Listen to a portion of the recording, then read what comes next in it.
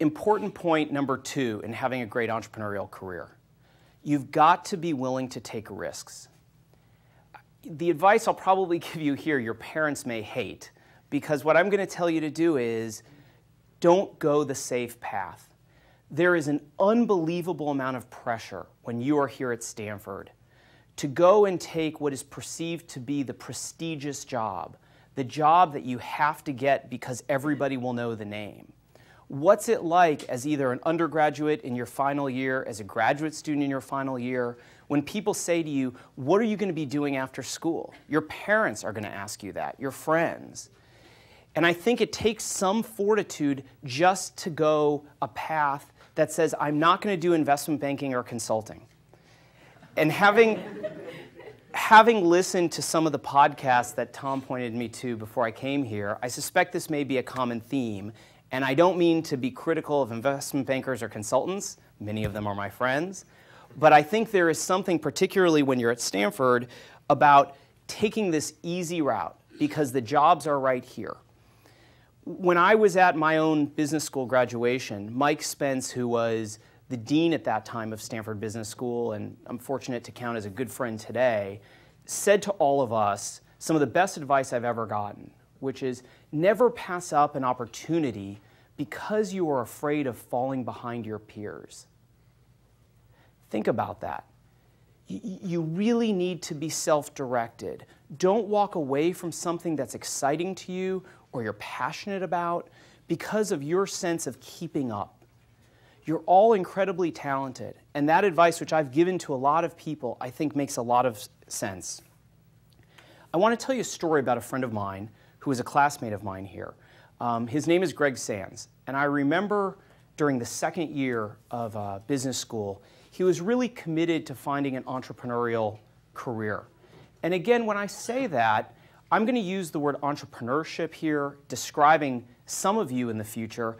I don't just mean going into a garage with 2 people to found a company. This involves all different stages. He just knew he wanted to be in an entrepreneurial business. And through a lot of proactive searching and work, he ended up getting a job offer from a company that was called Mosaic Communications. This is back in 1994. And we all at least I remember Greg going through this job search, and it definitely seemed risky at the time what he was doing.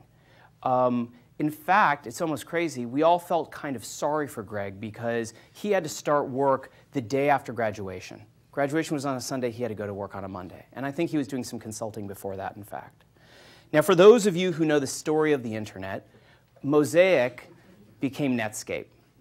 And Greg was about the 20th employee at Netscape.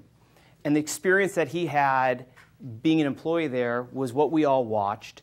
Netscape really defined the internet era. It went public in the summer of 1995. In the mid-20s, it closed at, I think, $56 or $58 a share, which people thought was unbelievable because it valued the business at $1 billion. No one could believe that for such a young company. But I'll tell you, the experience that he was going into was really a wise choice. For one, he was somebody who had succeeded at a lot of points in his life before. He knew he was going to work with the kind of entrepreneurs like Jim Clark and Mark Andreessen, 2 people who are certainly on campus here a lot. There really wasn't as much risk as we all thought.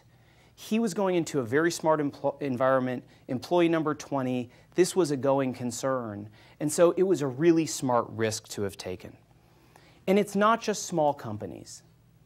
Another friend of mine, Mike Volpe, also business school classmate, I remember sitting with him at this ugly sculpture called The Birds, which some of you may know, which is over in the business school courtyard.